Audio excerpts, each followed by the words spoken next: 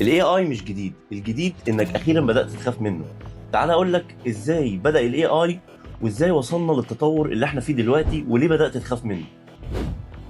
الاي اي ظهر من اكتر من 70 سنه، وكان محاوله لعمل آلة تفكر بدل الانسان، بس كانت محدوده جدا.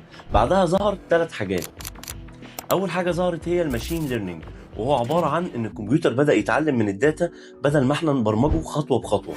وتاني حاجه ظهرت هي الديب ليرنينج بعد الماشين ليرنينج، وهنا بدا الكمبيوتر يتعلم ازاي يفهم الصور والصوت والكلام زي البشر بالظبط.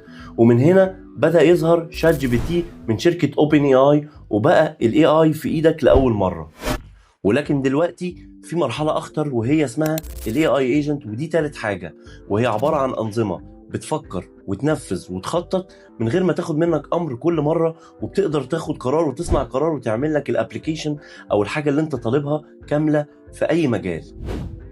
والسؤال هنا مش ال AI بدأ إمتى، السؤال هل هتقدر تلحقه ولا لأ؟ هتقدر تتعلم كل اللي بينزله ال AI؟ ال AI بقى في تسارع مستمر جدا، وفي كل يوم تولز جديدة بتنزل وتحديثات وحاجات بقت تخوف فعلا.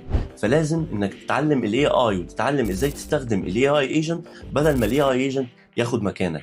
ولو عايز تعرف اكتر عن ال AI وابدا اديك رود ماب ازاي تبدا، ابعت لي في الكومنتات. AI I Learn Code Academy، طريقك للانطلاق.